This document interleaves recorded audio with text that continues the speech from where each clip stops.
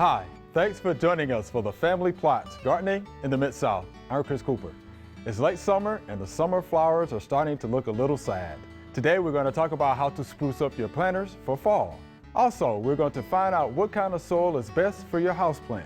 That's just ahead on the Family Plot, Gardening in the Mid-South. Production funding for the Family Plot, Gardening in the Mid-South is provided by the WKNO Production Fund, the WKNO Endowment Fund, and by viewers like you. Thank you.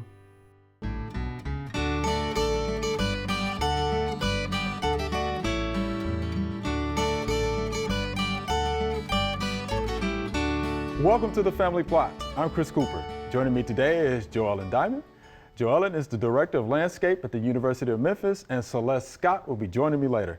Joellen, it's always good to have you here. Oh, it's good to be here. Let's talk about sprucing up those planters for fall. Yes, you know, it's been very hot. Yes, and it has been. Some hot summer days are over. It's time to think fall. Yes. And, you know, the flowers that are in your containers have done their job. They've been pretty all summer. The last part of the summer here, it's been really hot and dry all across the country. So it's time to change out to fall. Now, there's a lot of things that you can do.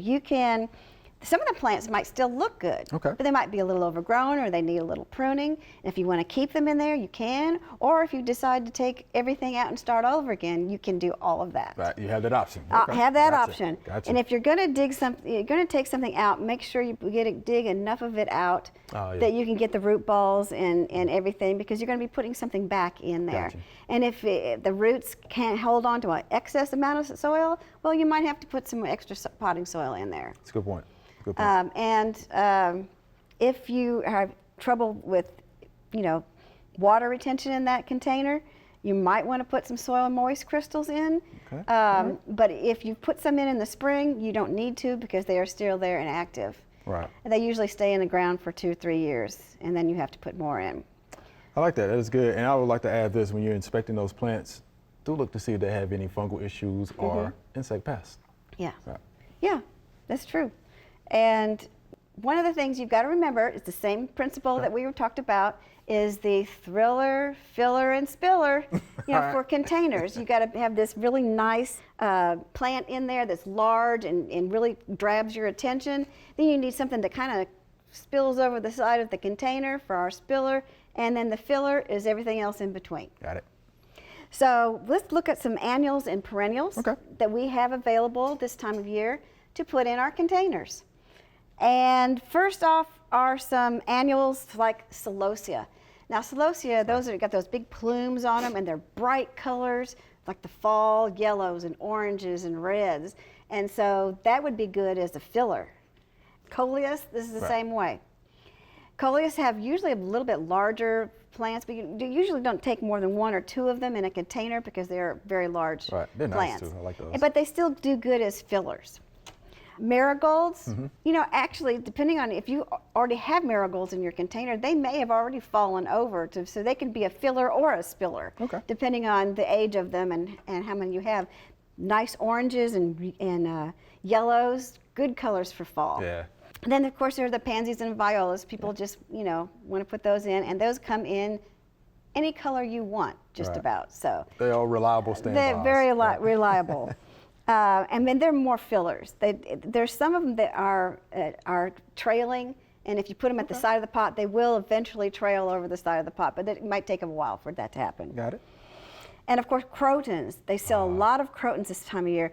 It's a tropical plant, big leaves, huge leaves, nice bright colors of yellows and reds, a little bit of orange, huge plant, nice thriller plant for your container. Very nice thriller plant. Sounds good. And of course, there's sweet potato vines, because they're spillers. They're going over the side of the pot. Then you've got some perennials. Perennials are asters. Oh, the fall asters are really, really pretty. And of course, dianthus. That's another filler. Lots of colors: reds, whites, pinks, purples. And then chrysanthemums. That is a good thriller plant. It's a huge plant. It really grabs your attention. It's nice to start with. Lots of colors to choose from. Always find them available in the fall. Ornamental grass. Now that's another thriller. That's a big plant. It's going to take over a large area on your container. All right. And very nice colors in addition to the texture that it grabs to your container. Rudbeckias, those are fall blooming rudbeckias, nice yellow, very nice daisy-like or colors that they have, nice filler plants. Coral bells. Yeah. Coral bells, oh my gosh. You know, they're vacillate between a thriller and a filler because they are huge and they have beautiful colors on their foliage. And they just do a wonderful job of brightening up your containers. And of course, if you want something falling over the edge, a little perennial creeping Jenny, that will do that. And then of course there's a few vegetables like the ornamental cabbage and kale that they put with pansies all the time. That's kind of a filler. And then the ornamental peppers, again, a filler, but nice. Ornamental peppers are yellows and reds and oranges, again, the fall colors. And then Swiss chard, of course, that's got bright colors. And you know what? Swiss chard could actually be a thriller, depending on the size of the container, because those can get pretty big. Yeah, they can. Or they can be a filler. So why perennials versus annuals in containers? Well, you'll know when the weather changes and we get a frost. Okay. Because the annuals will, and especially the tropicals like the croton, they'll be the first to go in the cold weather, and the others, they will live through the winter. Okay, I like it. In the container. All right. So can we talk a little bit about drainage? Sure. All right.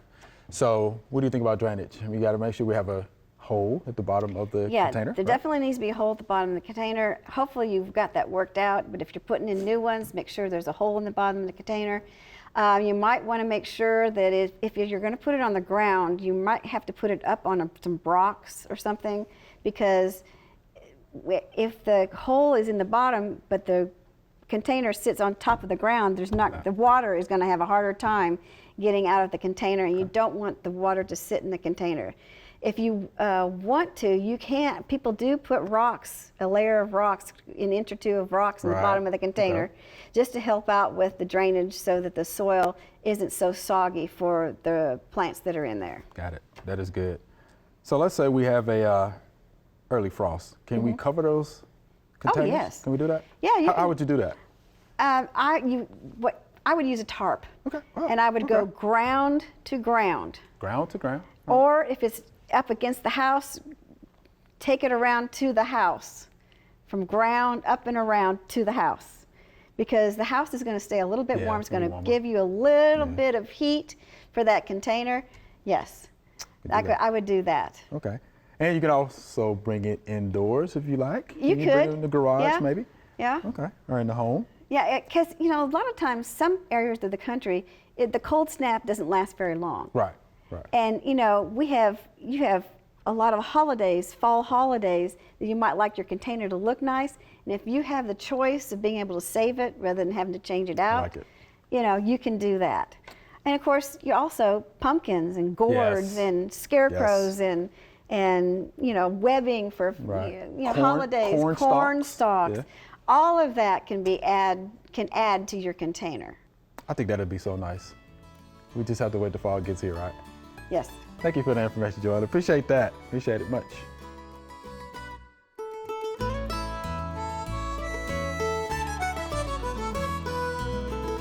It's late summer and we are 16 weeks to the day into our experiment here with 5 different kinds of mulches. We have a few more results that we can tell.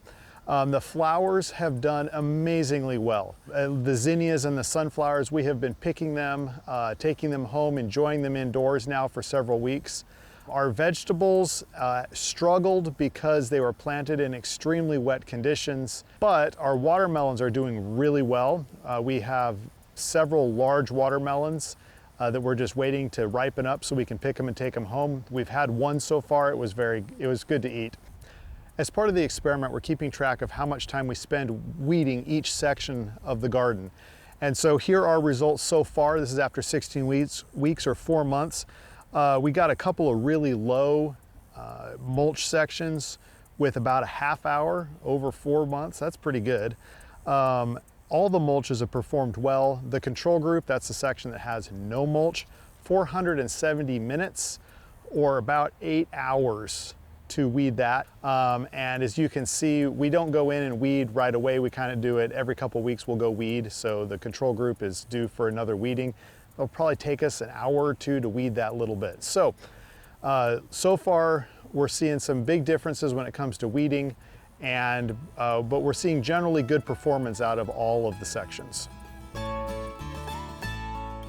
All right, Celeste, we have soil on the table today. So what are we going to talk about? Yeah, so I wanted to do, a quick demo just to show people what our soil products are made of and what the differences are between them. You go to the store and you see all these different specialty mixes, potting mixes, and you oftentimes wonder, well, what's the big difference, right? Well, there is a pretty drastic difference in specialty mixes for a variety of different plants. So today, just kind of wanted to highlight some of those and help people know what's inside the bag before they buy it. And we're talking about houseplant media. Right? Yes, yes, media for houseplants particularly. And so I guess we'll just jump right into it. So basically, all of those are going to have some mixture of some of these basic components that we have right here.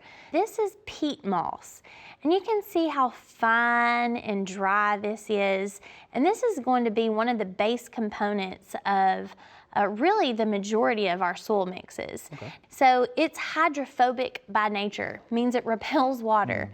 However, if we put water in here, mix it in really well and help that moisture get into these very fine fibers, once it's moistened, it will have excellent retention of water. So you can moisten it easily, and then it will hold that water and make it available to the plants. And another attribute that it has, which seems a bit counterintuitive, is that it has pretty good drainage because of the very fine particles. Another thing that we'll find oftentimes in some of our soil mixes is this product called perlite. And you can tell here it's very, very fine. It's almost like a ground up styrofoam, I guess, if you will, is what it looks like in texture. And so perlite's added to mixes. What they provide to that mix is improved drainage.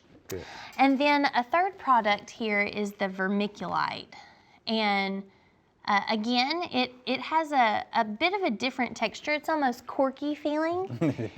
It has the ability to absorb moisture, and it could also be used in a mix to help improve drainage just by creating some space inside that media and allowing channels for water to go down through there. I didn't bring any today, but other things that you might commonly see in your mixes would be shredded barks, sand even, and in some cases, some more unique type products like coconut fibers, and things of that nature. So a lot of different base products that go into making some of these specialty mixes. And so before we get into talking about the mixes, I'd like for us to just talk a little bit about what are the basic jobs that a potting media needs to provide to a houseplant, right? So we've kind of mentioned it already. Of course, it needs to be able to accept and hold water. Yes, if the media can't hold water, then it's not available to the root zone of those plants, right? Another thing that's tied very closely with that same concept is nutrient uptake. That nutrients is dissolved in what we call a soil solution, and then that solution is taken up through the roots. That's good. So those are the two basic jobs that we're really looking for these things to do. Other kind of supporting aspects would be stabilization. So when we have larger foliage plants, some of those actually could benefit from a heavier soil media to help anchor their roots and hold them upright. And then the final thing I'd like to mention there as far as their basic jobs is aeration. It's so important. Yeah, some plants actually, believe it or not, don't need soil at all. So lots of different options, and we want to make sure that our plants are being delivered the things that they need to thrive. And so before you get into that, so soilless media. Yes, good point. So I hope you've noticed that we've been referring to our medias as media and not soil. So when you hear someone say a soilless media, that means that there is no native soil in these products. So peat moss is not soil; it's peat moss. if it had soil in it, well, I'll say some advantages of a soilless media, or is that we have better control over the density of that product, better control over water retention and aeration. And then also we know that soilless medias are disease and weed free. And really that's the number one. Yeah, okay. Super, super important. So if you just went out in your yard and, you know, dug up a couple buckets of soil and tried to plant your house plants in them, you probably would not have the success that you have in mind. Good point, that you'd be looking for. Good. So that's what we're referring to when we're saying soilless medias. Because we hear it a lot these days. Yes. Soilless media. Okay. Yes, so Good, much. good. So thanks for asking that. Okay, great. So we'll just jump in to a few of the different mixes. Now, there's lots of brands out there on the market, right? I mean, all different kinds of brands, all different types of mixes. But I've picked 4 to share with everybody today that I feel like are pretty common. So lots of folks grow African violets. All right, if you're not familiar with African violets, know that they really prefer to be watered from underneath. They don't like to have a lot of moisture on their leaves. And so this is the product that we're looking at for African violet. Looks good and rich. It does look rich, and let me kind of do this so you can see the texture of it. So if you can look in here, you can actually see that we have quite, the base of course is peat moss, but we have quite a bit of bark in here as well, like shredded pieces of bark. Finely shredded, you know, not big pieces, but finely shredded bark. You can see these white dots here, that's perlite. Perlite, okay.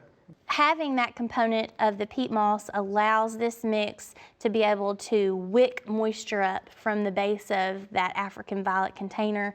The next one on our list here is a succulent mix. And it has a much different, even color, not only texture, but color. You can see this one's a lot lighter, a lot drier, and I'm going to say that probably, you know, 98% of that, the base is peat moss. And, you know, depending on what you're doing, you could use a succulent mix for your cactus, but if you've been out there shopping, you will notice that they even have a specialty mix for cactus. And you can see this one is much darker in color, and it actually has a heavier feel to it than the other one did.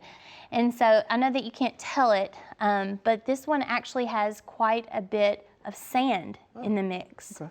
So what is sand doing? Sand is a very coarse particle, and so it's providing, again, drainage. So even more drainage in this mix than what we were finding in the succulent mix. And then the last one that I wanted to share with y'all today, this is really unique. So this is a mix that you might use for orchids. If you're repotting orchids up, it's very, very coarse. It has no peat moss in it. This is all bark, shredded bark, largely shredded bark.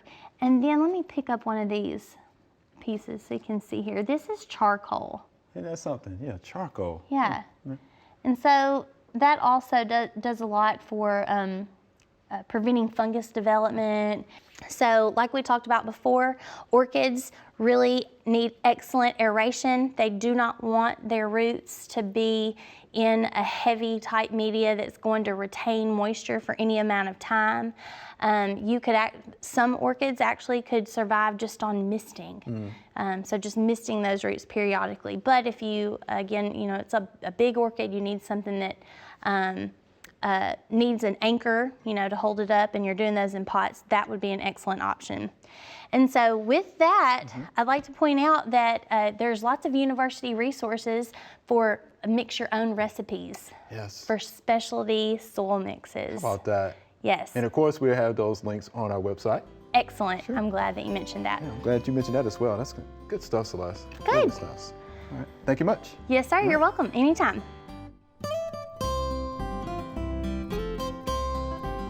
This time of year, which is in September, is the best time of year to dig up and divide your spring blooming or summer blooming perennials.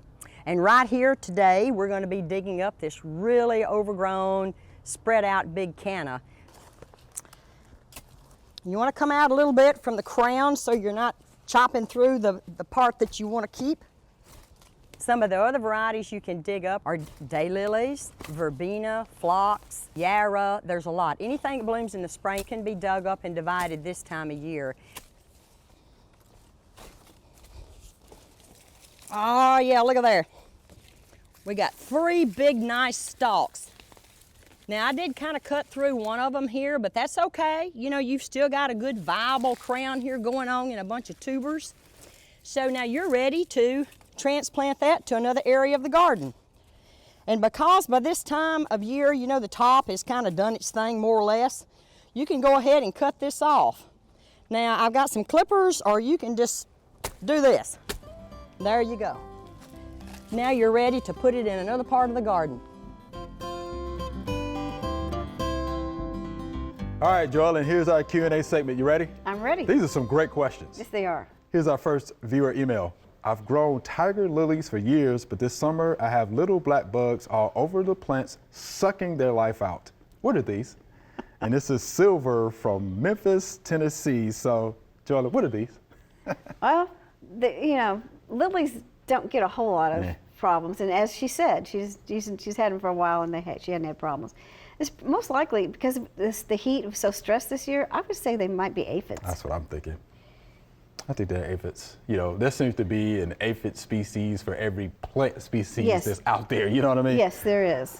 And they have piercing, sucking mouth parts. And of course, they're feeding on plant sap. Yeah. Right. Here's your indicator. If you see honeydew, then you probably have aphids. Yeah, and there might be ants that are there too. Good point. Yes, yes. So what would you do about them? How would you control the Oh, you can aphids? just wash them off. Yeah, blast them off with water. Yeah, and I mean, if you have to do an insecticide, I might just do insecticidal soap. Insecticidal soap will work. Something. Right, insecticidal soap will work. Neem oil would work. Yeah. Pay attention when using the neem oil. Read the label, of course. And watch the heat. Yes. It's just, that's why I said make sure you read the label on that neem oil. Yeah, you can't spray stuff like that in the heat. That's right. But yeah, just blasting them off with water, I Yeah. think will be fine. Yeah. And then how about this? Plant some of those pollinator flowers that are out there to encourage those beneficials to come in. That's right. And maybe the beneficials will take care of the aphids. the aphids. I'm they thinking will. about, lady beetles and such. So I think that might help, Silver. So thank you for that question. Hope that helps you out. Here's our next viewer email. What is this curly growth on my azalea leaves? And this is Mary from Wilson County, Texas. So Miss Mary, I know somebody who did a whole lot of work with azaleas back in the day. Back in the day. I'll let you take it, Joel. Yeah, that's azalea leaf gall, and it is a fungus, and you need to, it really doesn't hurt the plant because on the leaves. The problem is if you leave it there, the spores come out, it turns white, and that's the spores, and it'll just keep getting on all the rest of the leaves. Right. So when I had an internship, it was my job in the summer to pick off all of the azalea leaf galls on acres of azaleas. And let me tell you, it took a long time. I say it probably took forever, didn't it? It took a very long time, but we had to get them off before they turned white and the spores appeared. And every year they were getting less and less of them because of that. So yes, when you see them, just pick them off. That's the best way to get rid of them. Pick them off. But you don't have to use a fungicide. No, Right. I wouldn't use a fungicide. So just get out there like Joel said and just pull them off. Just pull them off. Pull them off. Yeah. Have fun with that. Yeah. All right. Thank you for that question, Mary. We appreciate that. Here's our next viewer email. I am being invaded. I have never had these before. What are they and what should I do? And this is Karen from Germantown, Tennessee. So Joel, I just happen to know a little bit about this because I've actually I've seen this a time or two, believe it or not, in Germantown. Oh, you're kidding. And in some other parts of Memphis. Genesta broom caterpillars. Wow. Genesta broom caterpillars, which, when they become adults, are Genesta broom moth, right? Oh, okay. So the young actually feed in groups. They feed together. They can skeletonize the leaves of those plants, right? And those plants that I'm talking about are plants that are in the pea family, right? So we kind of talked about this before. Yeah, that plant to me looks like a Baptisia, Yeah. right? Then Which is in the pea family. So, there's a lot of pea family trees, shrubs, everything. So just be careful they don't go from one to the other. That's right. That's right. So We're again, talking about red buds. yeah, That's so, a yeah, feed red family. bud. That's right. That's right. Look at you. Yeah, that's right. So again, they're going to feed together, right, in mass as young larvae, skeletonize those leaves, but they can also form a web, right? So within that web, right, it's going to be the foliage that they're going to be eating on or chewing on. So you mentioned something that I think you could do. If I see webs like that and I see caterpillars in them, I'm thinking bird food. And so I would just, scrape them off or just knock them down, knock off. And when they're down, they kind of give off this little distress thing, and birds know that, and they'll come and eat them. I think that would be the best way to do it. But if she really wants to, I mean, she could spray BT on it. Yeah, BT. But you've got the webbing. You've got to get around the webbing. Right. I mean, So you got to get rid of the webbing one way or the That's a other. good point. I would let Mother Nature have some food.